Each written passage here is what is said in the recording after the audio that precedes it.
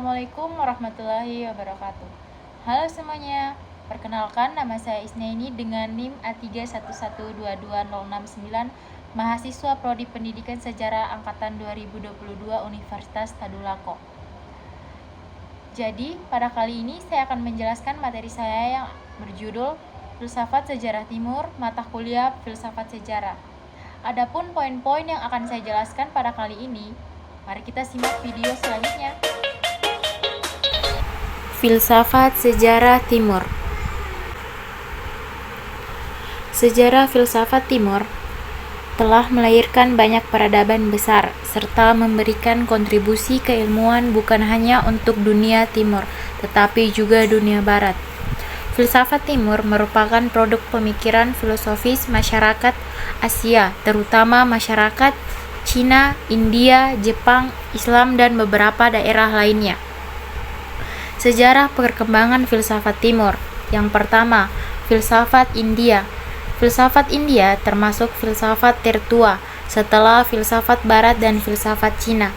Alam pemikiran India lebih mendekati arti filosofia itu sendiri, yakni ajaran hidup yang bertujuan untuk memaparkan bagaimana orang dapat mencapai kebahagiaan yang kekal. Perkembangan awal filsafat Cina. Cina kuno itu sudah ada sebelum periode Neolitik, 5000 sebelum Masehi, baik di sebelah timur laut dan barat laut. Pada periode tersebut, kehidupan komunitas suku berpusat pada penyembahan dewa-dewa leluhur dan dewa-dewa alam. Yang dikenal pada periode ini adalah budaya Yangzhou, Dawenko, Liangche, Hongsan, benda-benda yang dikeramatkan dan tempat penyembahan.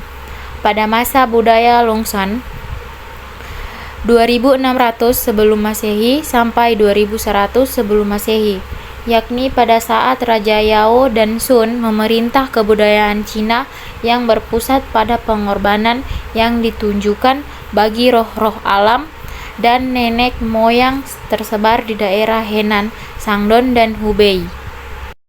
Filsafat Islam. Van Hove dijelaskan bahwa kebudayaan dan filsafat Yunani masuk ke daerah-daerah itu melalui ekspansi Alexander Agung, penguasa Makedonia, 336 sampai 323 sebelum Masehi, setelah mengalahkan Darius pada abad keempat sebelum Masehi di kawasan Arbela atau sebelah timur Tigris. Alexander Agung datang dengan tidak menghancurkan peradaban dan kebudayaan Persia, bahkan sebaliknya. Ia berusaha menyatukan kebudayaan Yunani dan Persia. Hal ini telah memunculkan pusat-pusat kebudayaan Yunani di wilayah timur, seperti Alexandria di Mesir, Antioquia di Suria, Jundisyapur di Mesopotamia, dan Baktra di Persia. Pada masa dinasti Umayyah, pengaruh kebudayaan Yunani terhadap Islam belum begitu nampak, karena ketika itu perhatian penguasa Umayyah lebih banyak tertuju kepada kebudayaan Arab. Aliran filsafat Timur. Yang pertama, aliran filsafat Cina. 1. Konfusianisme 551 sampai 497 sebelum Masehi. Inti ajarannya adalah Tao. Jalannya sebagai prinsip utama dari kenyataan. Ialah jalan manusia, kebaikan hidup dapat dicapai melalui perikemanusiaan.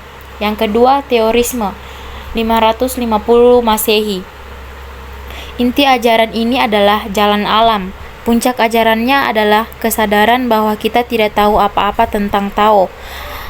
Para penganutnya memandang alam sebagai tempat mereka menjalankan kehidupan yang sederhana.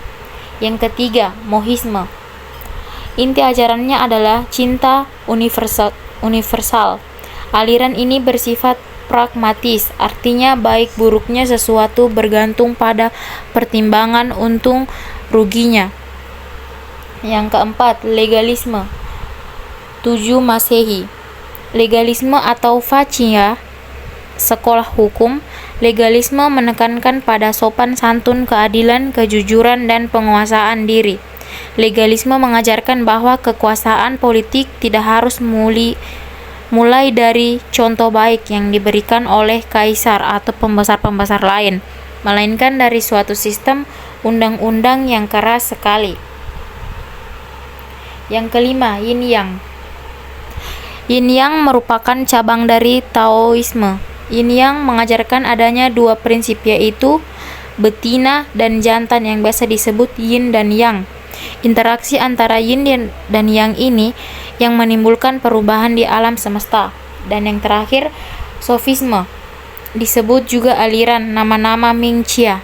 Ajaran ini digunakan untuk menganalisa dan mengkritik dalam kaitan dalam masalah kebahasaan. Ming Chia juga terdapat khayalan tentang hal-hal seperti eksistensi, relativitas, kausalitas, ruang dan waktu. Aliran filsafat India yang pertama, Carvaka. Carvaka didirikan oleh Barpaspati.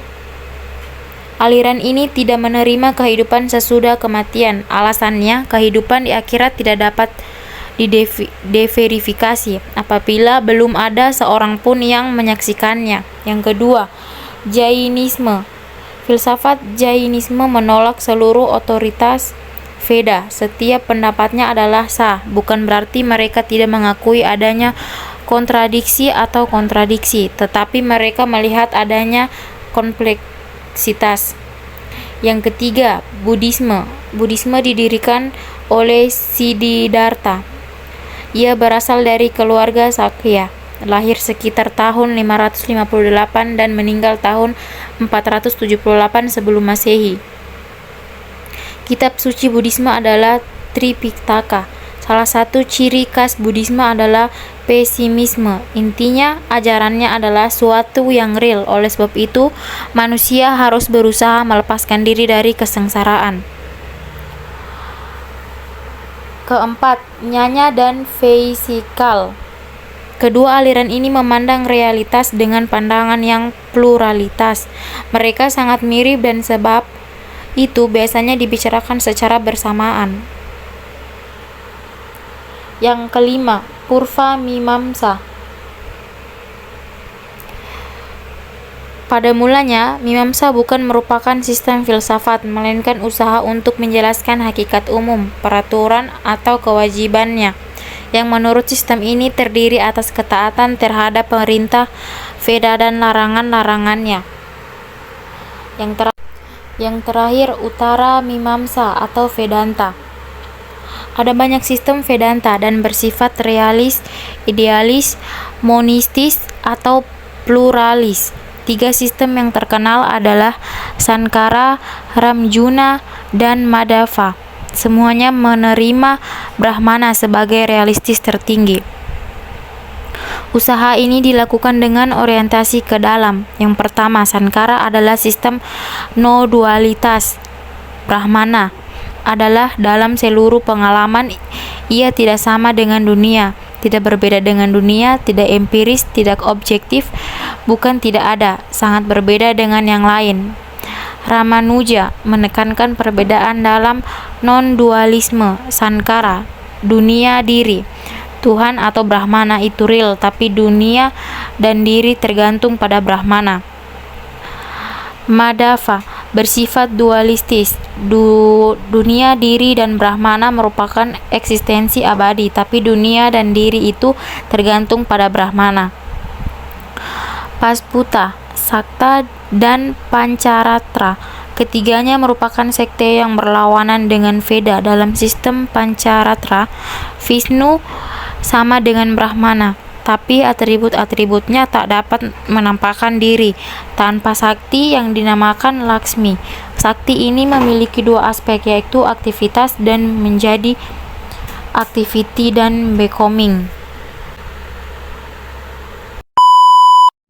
Itulah tadi pemaparan materi dari saya. Sampai jumpa lagi. Bye-bye.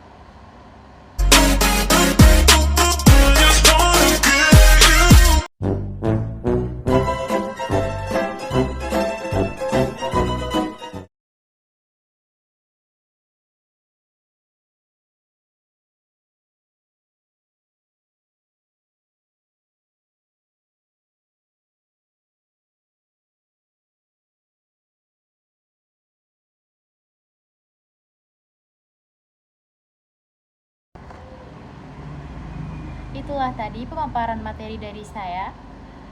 Sampai jumpa lagi. Bye-bye.